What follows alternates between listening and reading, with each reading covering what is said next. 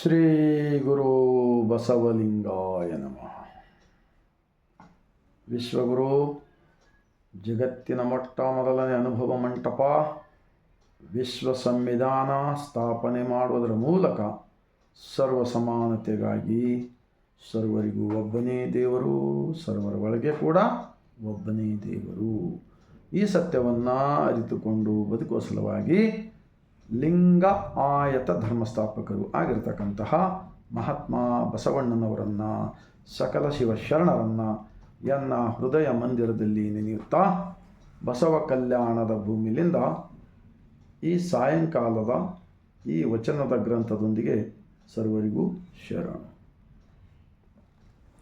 ಇವಾಗ ಒಂದು ಮಹಾತ್ಮ ಬಸವಣ್ಣನವರ ವಚನ. ನಿಜವಾಗಿರ್ತಕ್ಕಂಥ ದೇವನ ದರ್ಶನ ನಾವು ಎಲ್ಲಿ ಇದ್ದೀವಿ ಅಲ್ಲಿ ಯಾವಾಗ ಬೇಕು ಆವಾಗ ನಾವು ಅಂತರಂಗದಲ್ಲಿ ಧ್ಯಾನಿಸಿ ಪ್ರಾರ್ಥನೆ ಧನ್ಯವಾದಗಳನ್ನು ಹೇಳಬಹುದು. ಇದೇ ದೇಹವೆಂಬ ದೇವಸ್ಥಾನದೊಳಗಿರ್ತಕ್ಕಂತಹ ಸೃಷ್ಟಿಕರ್ತನನ್ನು. ಈಗ ಒಂದು ಬಸವಣ್ಣನವರ ವಚನ ಈ ಗ್ರಂಥದಲ್ಲಿ ಇದೆ. ಬಸವ ಸಮಿತಿಯ ಮುಖಾಂತರ ಪ್ರಿಂಟ್ ಆಗಿದೆ.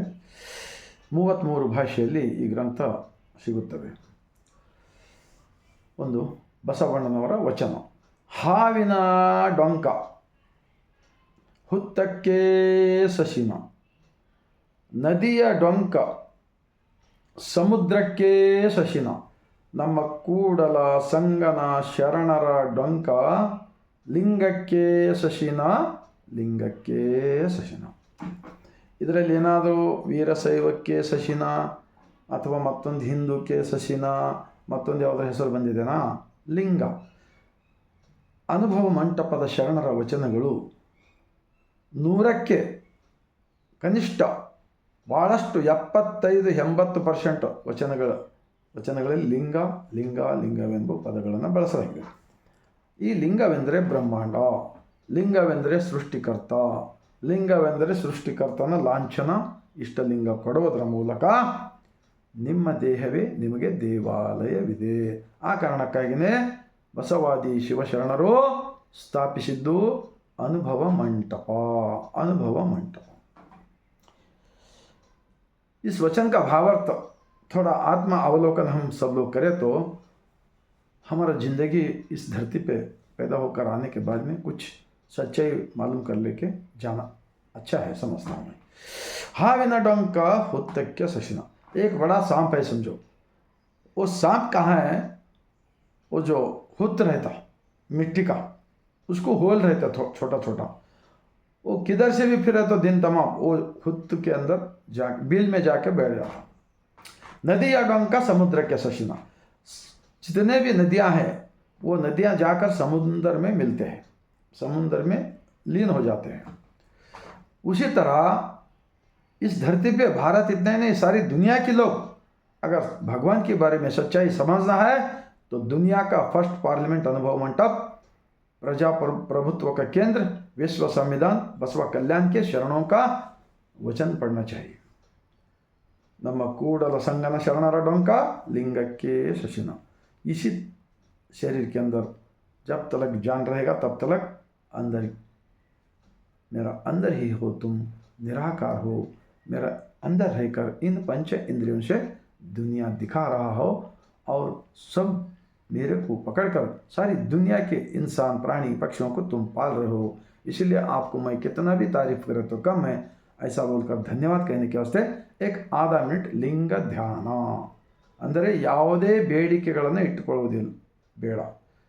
ಎಲ್ಲವನ್ನು ಕೊಟ್ಟಿದ್ದಾನೆ. 2 ಕೈ, 2 ಕಾಲು, 2 ಕಣ್ಣು, 2 ಕಿವಿ, ವಿಚಾರ ಮಾಡಿದ ತಲೆ ಎಲ್ಲ ಕೊಟ್ಟಿದ್ದಾನೆ. ಈಗ ನಾವು ಕಷ್ಟಪಟ್ಟು ದುಡಿಬೇಕು. ಆ ದುಡಿದಿದ್ದು ಬಂದಿರತಕ್ಕಂಥ ಅದೇ ದೇವನ ಪ್ರಸಾದ ಎಂದು ತೆಗೆದುಕೊಳ್ಳಬೇಕು. ದಿನನಿತ್ಯ 24 ತಾಸುಗಳಲ್ಲಿ ಒಂದು ನಿಮಿಷ 2 ನಿಮಿಷ ಆದರೂ ಕೂಡ ಅಂತರಂಗದಲ್ಲಿ ಧ್ಯಾನಿಸಿ ಧನ್ಯವಾದ ಹೇಳಬಹುದು. ನಮ್ಮ ದೇವರು ಮತ್ತು ಭಕ್ತನ ಮಧ್ಯೆ ಯಾವ ಬ್ರೋಕರುಗಳು ಇಲ್ಲ. ಅಂತಹ ಒಂದು ಧರ್ಮ ಬಸವಣ್ಣನವರು ಸ್ಥಾಪಿಸಿದ ಧರ್ಮ. 12ನೇ ಶತಮಾನದಲ್ಲಿ ಬಸವ ಕಲ್ಯಾಣದಲ್ಲಿ ಲಿಂಗಾಯತ ಧರ್ಮ. ಈ ಧರ್ಮ ಯಾರು ಬೇಕಾದರೂ ಸ್ವೀಕಾರ ಮಾಡಬಹುದು. ಇದರಲ್ಲಿ ಎಲ್ಲ ಜಾತಿ ವರ್ಗದವರು ಇದ್ದಾರೆ. ಆ ಎಲ್ಲ ಇತಿಹಾಸ ಈ ಗ್ರಂಥದಲ್ಲಿ ಸಿಗುತ್ತದೆ. 2500 ವಚನಗಳು, 100ಕ್ಕಿಂತ ಹೆಚ್ಚು ಶರಣರ ಇತಿಹಾಸ ಸಿಗುತ್ತದೆ ಅಂತ ಹೇಳ್ತಾ ಈಗ ಒಂದು ಅರ್ಧ ನಿಮಿಷ ಲಿಂಗ ಧ್ಯಾನ.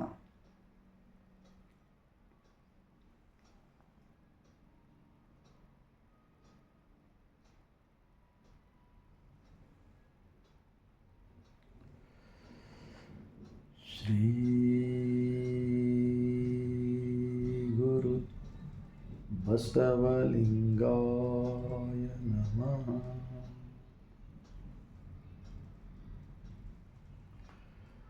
ಸರ್ವರಿಗೂ ಮತ್ತೊಮ್ಮೆ ಶರಣಾರ್ಥಿಗಳೊಂದಿಗೆ ತಮ್ಮ ಹೃದಯಕ್ಕೆ ಇಂಥ ವಿಚಾರಗಳನ್ನು ತಟ್ಟಿದೆ ಆದರೆ ಇಡೀ ಭಾರತ ದೇಶದಲ್ಲಿರ್ತಕ್ಕಂಥ 150 ಕೋಟಿ ಭಾರತೀಯರಿಗೆ ತಲುಪುವ ಕಾರ್ಯ ಮಾಡಿದ್ದೆ ಆದರೆ ಈ ಜನ್ಮಕ್ಕೆ ಹುಟ್ಟಿ ಬಂದಿದ್ದಕ್ಕೆ ಸಾರ್ಥಕವಾಗುತ್ತದೆ ಎಂದು ಹೇಳುತ್ತಾ ಮತ್ತೊಮ್ಮೆ ಇಡೀ ಭಾರತೀಯರೆಲ್ಲರಿಗೂ ಶರಣು.